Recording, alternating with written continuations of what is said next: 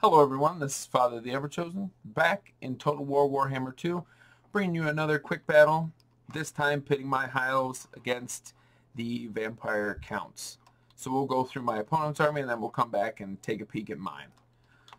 So my opponent has decided to bring 2 units of Crypt Horrors, a Varghulf, 3 Skeleton Spears, 5 units of Zombies, 2 Crypt Ghouls, a Graveguard with great weapons, and I'm assuming my opponent was going to try to heavily rely on his Blood Knights, which he brought 2 of, and a Von Karstein Vampire Lord with the Storm of Night, a Wind of Death, and Invocation of Nehek, as well as Transformation of Kadan. For my army, I decided to bring an Illyrian Reaver Archer, 3 units of spears, one of which being the Scions of Mathlan, 2 White Lions of Trace, and just like the last battle that you guys hopefully watched this morning, I think the White Lions can be utilized in certain matchups, definitely against the vampires, because their baseline infantry that you pretty much always see is no match for the White Lions, and the White Lions will tear through them. I also brought 2 baseline archers and a Sisters of Avalorn, this one being the ROR, the Everqueen's Court Guard, and with them comes the Banner of Avalorn, so that's helping my power recharge rate, and they are also currently benefiting from my Lore Master of Hoeth, which in this case I thought it wise to bring, come on, the Blessed Tome, which grants +8 leadership, and that should help my baseline troops, even though, the Scions of Mathlan are typically, what would that be, 93? They get that +8, 101 leadership. That's fantastic. And 88 for the White Lions. They're not going to rout off. Along with that Lore Master, I bring a Spirit Leech and an Earthblood. Like last time, I think the Lore Master of Hoeth is an underused unit. I think that he is a decent melee combatant, and the fact that he can bring spells when perhaps you want to bring somebody like a Lethanar or a prince or princess, or in this case, I decided to bring Tyrion, mainly because I know that the vampire count meta typically calls for skeleton spears, skeleton warriors, zombies, and even to an extent Graveguard or any Crypt Ghouls or Crypt Horrors which have regeneration. I thought bringing him along with Sunfang could definitely be a benefit. So along with Sunfang, he has Feint and Riposte, he's got a Stand Your Ground, and he's got Foe Seeker, which sometimes I just don't take off. At times, I would assume that it would be better because I could, chevron up some of my other units. But that Vigor sometimes can be pretty devastating, and putting him on his horse, increasing their speed, does affect the charge bonus damage. He also has the Heart of Avalorn, and I've got a Moondragon because dragons are just good to have. And as soon as the battle starts, the first thing I do see is that this is a Von Karstein Vampire Lord, and this dragon stays far away from him. So we will begin. So as soon as I see my opponents deployed over here, I go and I shift my lines, and then I bring the Illyrian Reavers up, and I'm just going to have them harass the Blood Knights. Not that they're going to be doing a whole lot of damage, but if I can get them to chase the Illyrian Reavers, then it just benefits me. They'll start to get tired, and they will take some damage. Now, my opponent makes a huge mistake first, and he sends his Von Karstein Lord as far up as he can. And I don't know why he does this. I start peppering the Blood Knights here, and I get a breath weapon off here, right on these Crypt Horrors, damaging them a bit and racking up 9 kills. But as soon as he gets in range, the Sisters of Avalorn and my archers start peppering this Von Karstein Lord. I get Tyrion in there. He tries to summon some zombies in here, but I interrupt him, and he just melts. I hit him with a Spirit Leech, and as he's retreating, he gets hit once, twice, and their Lord is now gone. The Illyrian Reavers still peppering the Blood Knights here. They end up catching them, which they really shouldn't be able to. 90 speed versus 70. My dragon's still over here, palling around, and just know that I'm leading these guys on a wild goose chase. I do try to get a nice Sunfang off here. Tyrion sitting at 0 kills, and he racks up some, but the real thing that ends up happening is that these zombies start to hit critical binding, and with the loss of their Lord already, my opponent's really in a bad place. He sends the Vargulf in, and again, peppered with arrows and hit with a Spirit Leech, and he's dead basically on arrival. He hits the White Lions and doesn't even get a kill. I shift my battle lines, and the Blood Knights decide to charge right into a Spearman, which the Spearmen aren't going to do a whole lot. We'll switch to slow-mo here.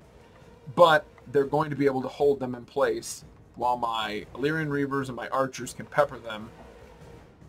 I've got my archers over here starting to pepper the Crypt Horrors, and this is a pretty strong line. They're not going to be able to break through.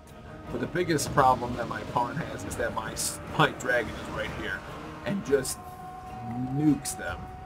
And with the White Lions coming in here, I mean, look at how many bodies there are through here. I mean, this is just massive amounts of points. We've engaged over here. Tyrion is going to charge into combat, not against the Crypt Horrors, over here against the Crypt Ghouls. And I pull my Lore Master over here. The Blood Knights start to crumble, and I chase them off with the Illyrian Reavers and reform my line. Crypt Horrors just start melting. The Sisters of Avalorn have flaming magical damage, so the Crypt Horrors just start getting deleted. Blood Knights are still coming in, but they're just, at this point, they have no, there's no oomph behind them. They're crumbling the whole way in, and they didn't get a very good charge off, so they just start dying. My Moondragon, I kind of leave here probably longer than I should. I drive a nice Earthblood here, just keeping everybody moving. I probably could have pulled my Moondragon over and ended this a little quicker, but I wanted to protect this flank from these Blood Knights coming back. And as soon as I do move this Moondragon, these Blood Knights do start coming back. But these Skeleton Spears were a juicy target. And you look, it goes from 120 unit models and just deletes, 35 of them, taking them down to half health. And at this point, the Graveguard get targeted, and everything just hits critical binding, and everything crumbles before they can get in range. So I walk away with what is called a close victory, but you'll see in but a moment, I lost 73 units. They lost 1,346. Close would not be what I would call that. I would call that a devastating victory.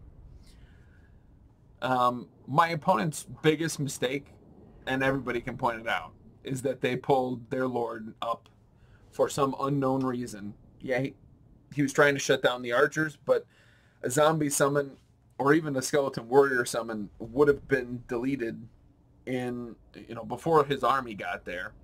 What my opponent should have done, and you saw him have it, he should have used Transformation of Kadan and engaged my dragon with a Manticore, or no, it would have summoned a Vargulf, but still, summoning a Vargulf, and maybe that's what he was trying to do, was summon a Vargulf behind my lines, but even still, he should have waited till he had the support of the rest of his army. Once the Lord dies, the rest of it just starts to crumble so fast. But we'll look at my army real quick. Tyrion walking away with 44 kills. That's respectable. Tyrion is, I think, a little too pricey for what he really can offer. Tyrion's great in campaign, but Multiplayer, you don't typically see Tyrion. I thought it would be fun to bring him against the Vampire Counts. But I probably wouldn't bring him against anything else besides maybe the Greenskins. And even at that, that would be a risky pick. My Lore Master walking away with 25. Doing good, keeping things alive. And everything else, you know, I didn't really have to kill a whole lot because all the zombies and all the skeleton spears, I think most of them crumbled before they even got into combat. So really everything came down to my archers. The Sisters of Avalorn walked away with killing the Lord and really damaging the Crypt Horse and the Graveguard with great weapons. And then my Moondragon, which was able to take these Blood Knights down. I mean, 2 Blood Knights, that's what? You know, 40 kills for, I think they're each 17. We'll take a peek real quick. Battles, custom battles. Vampire Counts. Yeah, you know, that's what, 3,400 points right there.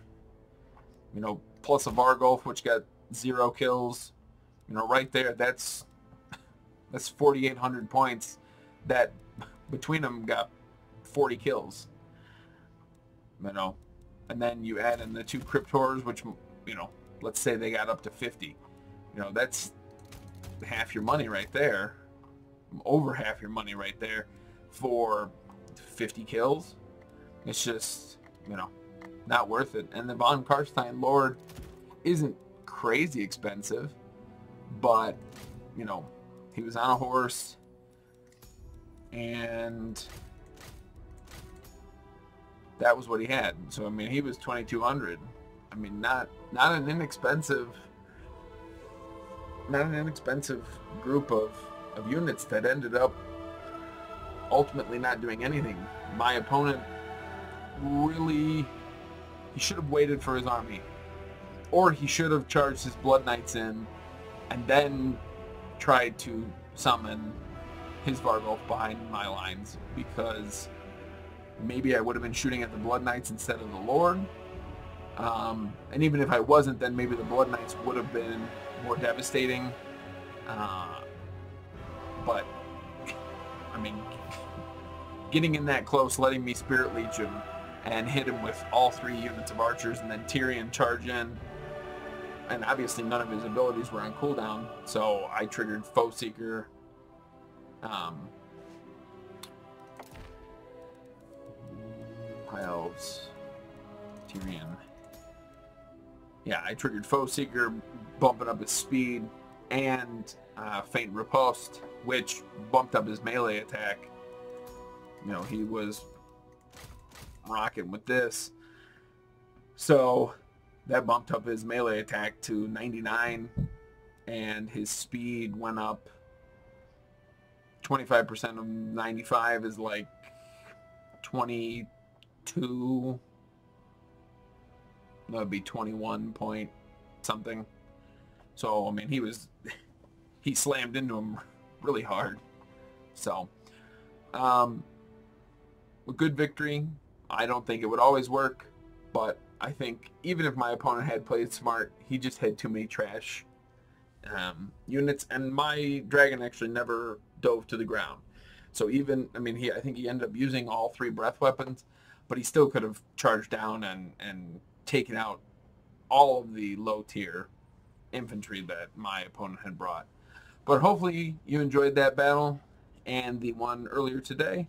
Remember, there is another one coming out tomorrow, and as soon as the DLC drops, I will start learning some of the units, and then you guys will see quick battle material as soon as I feel like I have at least a loose grasp on some of the new things. And of course, with a new DLC, the whole meta changes, and if there are any patch notes to go through, I will more than likely go through those and analyze what got better, what got worse, across probably all factions, not just the High Elves and the Greenskins. So thank you all for watching. If you enjoyed this video, please leave a like or comment down below, And if you enjoy the content that I put out on the channel, please